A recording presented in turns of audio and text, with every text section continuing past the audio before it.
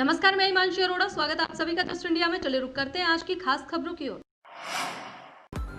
खबरों के प्रायोजक हैं आरोग्य मास्क लगाएं, कोरोना से सुरक्षित रहें। Kamal Chalk Industries, a trusted school of chalk, manufacturers and suppliers of chalk, color chalk, duster, mask, sanitizer, etc. Asian colour coated इस्पात लिमिटेड, आपका विश्वास हमारी पहचान। मेडिफिर international, taken a step to keep you safe from corona virus.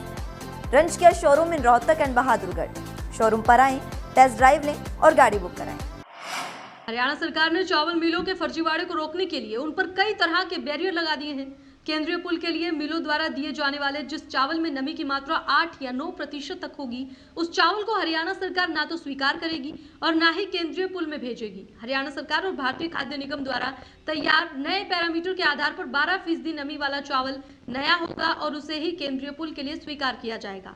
8 से 9% नमी वाला चावल पुराना माना जाएगा, जो नए धान की मिलिंग से तैयार नहीं हुआ है। ये चावल या तो पुराने स्टॉक का रहा होगा या फिर इसे किसी दूसरे राज्य से मंगवाकर हरियाणा सरकार को सप्लाई किया जाने वाला होगा। हरियाणा सरकार और भारतीय खाद्य निगम ने राइस मिल मालिकों के लिए ये पैरामीटर इसलिए तैयार किए हैं।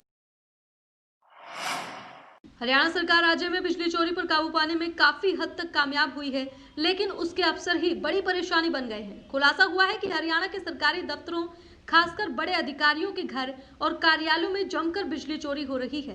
पहले बिजली चोरी में गांव का नाम सबसे ऊपर आता था, लेकिन गांव में बिजली चोरी रुकी तो छोटी औद्योगिक इकाइयों में बिजली चोरी बढ़ गई है। इंडस्ट्री के बाद अधिकारियों के कार्यालयों और घरों में सबसे ज्यादा बिजली चोरी की रिपोर्ट सरकार के पास पहुंच रही है। क्षेत्र के अंतर्राष्ट्रीय गीता महोत्सव में हिमाचल प्रदेश के मुख्यमंत्री जयराम ठाकुर पहुंचे। उनके साथ शिक्षा मंत्री कंवरपाल, सांसद नायब सैनी, विधायक सुभाष सुधा भी मौजूद रहे। जयराम ठाकुर ने कहा कि विश्व में गीता का नाम है, हम गीता का सम्मान करते हैं। मेरे लिए सौभाग्य की बात है कि मैं धर्मनगरी कुरुक्षेत्र आया हूं, जहां से पूरे विश्व को गीता का संदेश दिया गया है और उस संदेश को आज भी लोग स्मरण करते हैं। गीता के माध्यम से बहुत बड़ा संदेश आज पूरे विश्व को दिया जा रहा है। जब उनसे पूछा गया कि हिमाचल में गीता जयंती के बारे में क्या सोचा गया, उन्होंने कहा कि हिमाचल को देवभूमि के नाम से जाना जाता है।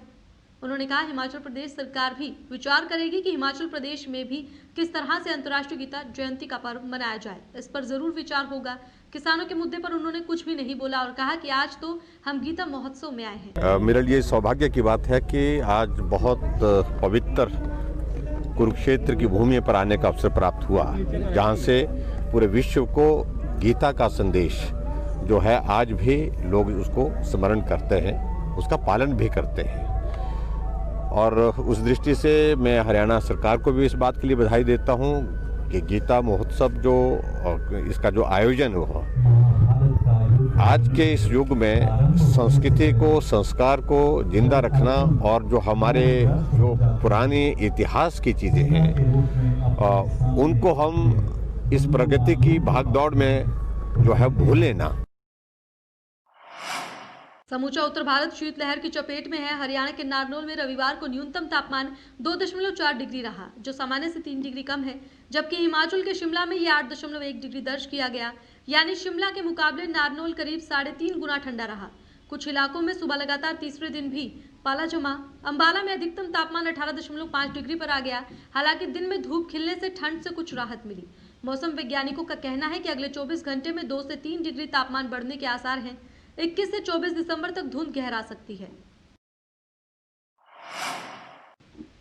अटगामा तपा बोहर की नवनिर्वाचित कार्यकारिणी और सभी 8 गांवों के प्रतिनिधियों की एक विशेष पंचायत गांव बोहर में प्रधान अशोक ठेकेदार की अध्यक्षता में संपन्न हुई। पंचायत में सर्वसम्मति से नवनियुक्त पदाधिकारियों को अटगामा संगठन को मजबूत करने का संकल्प दिलाया गया और सभी सदस्यों को नियुक्ति पत्र जारी किए गए। इस अवसर पर सर्वसम्मति से हाथ उठाकर किसानों के आंदोलन का समर्थन किया गया और शहीद किसानों के लिए 2 मिनट का मौन धारण कर उन्हें श्रद्धांजलि दी गई। साथ ही में यह भी तय किया गया कि 25 दिसंबर को अटगामा के 8 गांवों के लोग टिकरी बॉर्डर पर आवश्यक सामग्री लेकर जुलूस के रूप में पहुंचेंगे। इस अवसर पर प्रधान अशोक ठेकेदार ने कहा कि किसानों की मांगे जायज हैं और सरकार उन्हें पूरा करने में आनाकानी कर रही है। रोहतक के छोटूराम चौक पर लायंस क्लब द्वारा रक्तदान शिविर लगाया गया। कार्यक्रम में मुख्य अतिथि के तौर पर वैश्य एजुकेशन सोसाइटी और जैन सभा के पूर्व प्रधान नवीन जैन ने शिरकत की और इस मौके पर रक्तदान करने वाले लोगों को हेलमेट गिफ्ट किए। रक्तदान शिविर सुबह 9 बजे से दोपहर 2 बजे तक लगाया गया, जिसमें लोगों ने बढ़ चढ़कर हिस्सा लिया। इस मौके पर नवीन जैन ने रक्तदान शिविर लगाने के लिए लायंस क्लब का धन्यवाद किया और कहा कि रक्त हमारे जीवन के लिए बहुत जरूरी है और समय समय पर रक्तदान शिविर लगाते रहना चाहिए। वहीं रेड क्रॉस सोसाइटी के सचिव देवेंद्र चहल ने कहा कि रोहतक में पीजीआई है और हमारा ज्यादा फर्ज बनता है कि रक्त की कमी यहाँ ना हो और लायंस क्लब आन द्वारा ये शिविर लगाया गया है जो कि बेहद ही सराहनीय कदम है। खून हमारे शरीर के लिए बहुत ज़रूरी है। ब्लड डोनेशन कैंप समय समय पर लगते रहने चाहिए।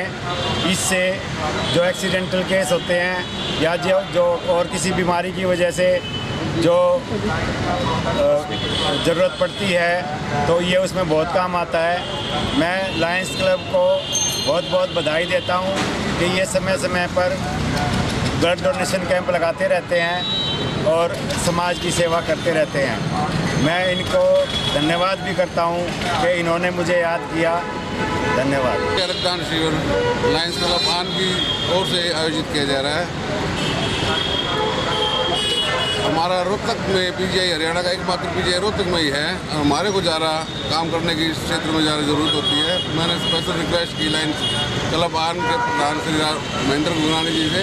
इन्होंने मेरी मांग को तुरंत स्वीकार करते हुए कल ही मैंने इनसे फोन किया था और आज इन्होंने कैंप का आयोजन कर दिया। इनका समय समय योगदान रहता है। हमारे बड़े भाई है नवीन जैन जी, बहुत प्रसिद्ध समाज सेवक का है, रोहतक के अंदर इनका नाम है और ये जब भी इनको पुकारते हैं, फ़ोन करते हैं, ये हमेशा हर तरीके से सहयोग करते हैं। हमारा 12वां कैंप लग रहा है। नवीन जैन जी हमारे पुराने जानकार हैं, बड़े भाई हैं मेरे, ये समाज सेवक हैं, हर तरह सहायता करते रहते हैं। इन्होंने हमें भी पूरा आश्वासन दिया है जब भी ब्लड कैंप लगाओगे आपको पूरा सहयोग दिया जाएगा, तो आज भी सहयोग कर रहे हैं। हमारे एक बार बुलाने पे आ जाते हैं। शहर साहब है, सेक्रेटरी साहब, ये भी हमारे तैयार रहते हैं। मेरी हर जन से अपील है कि संस्था के साथ जुड़ें और क्लब ब्लड डोनेशन में योगदान दें। हमने 4000 प्लेट भी लगाए हैं। हमने मास्क सैनिटाइजर भी बांटे हैं। जैन साहब ने हमारी बहुत मदद की है। मास्क सैनिटाइजर हर बार दे जाते हैं। हमने तकरीबन 15000 मास्क हम बांट चुके हैं और भी आगे यही काम करते रहें। बॉलीवुड एक्टर सुशांत सिंह राजपूत की मौत के बाद से उनका पूरा परिवार दुख में है। इस सदमे से घिरे उनके पिता के सिंह को हार्ट अटैक आया है। उन्हें हरियाणा के एक अस्पताल में भर्ती कराया गया है। राहत की बात यह है कि उनकी स्थिति में सुधार हो रहा है। इस खबर के सामने आने के बाद से ही हरियाणा से बिहार सहित पूरे देश में सुशांत के चाहने वाले उनके पिता के सिंह के पड़ोसी भी उनकी सलामती की दुआएं मांग रहे हैं। बता दें कि फरीदाबाद के police commissioner OP Singh Sushant Singh Rajput के जीजा हैं। सुशांत सिंह की मौत के बाद उनके पिता के सिंह यहाँ फरीदाबाद में ही रह रहे हैं। करनाल में सोमवार को दहेज के लिए रिश्ता टूटने का मामला सामने आया है। आरोप है कि दूल्हे ने दहेज में क्रेटा कार की डिमांड की थी। जैसे तैसे लड़की वाले कार देने का फैसला लड़की वालों ने किया, मंडप भी सजाया और बेटी को दुल्हन भी बना दिया, लेकिन फिर सारे अरमान धरे के धरे रह गए, कारण बारात ही नहीं आई। फिलहाल लड़की वालों ने पुलिस को इसकी शिकायत दी है। मामला करनाल के हनुमान नगर का है। मिली जानकारी के अनुसार यहाँ की हिना नाम की लड़की का रिश्ता विकास नगर के युवक के साथ तय हुआ था। शादी की तारीख 20 दिसंबर तय हुई थी। लड़की वालों ने शादी की तैयारियां पूरी कर ली थी। निर्धारित वक्त पर बारात का इंतजार किया जा रहा था, लेकिन बारात नहीं आई। आरोप है कि ऐन वक्त पर दूल्हा शादी से मुकर गया। दहेज की मांग को लेकर लड़के वालों ने बारात लेकर आने से ही इनकार कर दिया। वहीं पुलिस का कहना है कि आरोपी के खिलाफ दहेज मांगने के लिए दबाव बनाने के आरोप में केस दर्ज करके आगे की जांच जारी है। हरियाणा के झज्जर में दिल दहला देने वाली वारदात सामने आई है। एक युवक ने एक महिला को हवस का शिकार बनाना चाहा।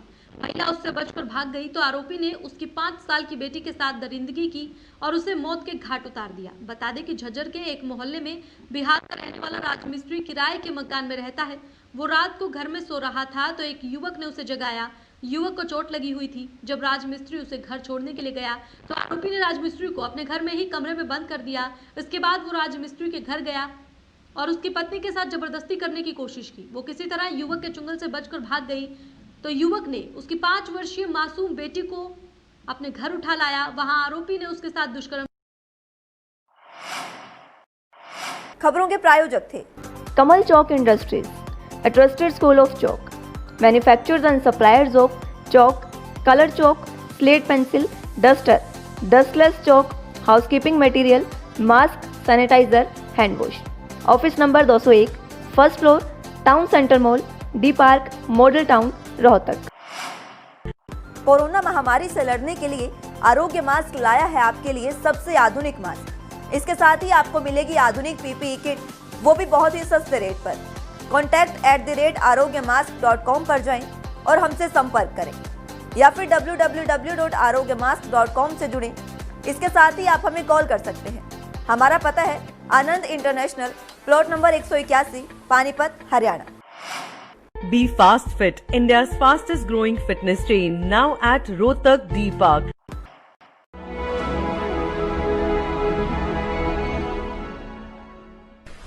चाचा, आपने नया घर बनवाया है तो घर की छत पर कौन सी शीट लगवाई है? बेटा, मैंने अपने घर की छत पर एशियन शीट लगवाई है क्योंकि वो कभी न मिटने वाले ओरिजिनल निशान की चादरें हैं। साथ में ISI का चिन्ह, 5 साल की वारंटी के साथ साथ पैसों का सही मूल्य देने वाली वही इकलौती शीट्स हैं। क्योंकि नाम नहीं, पहचान जरूरी है।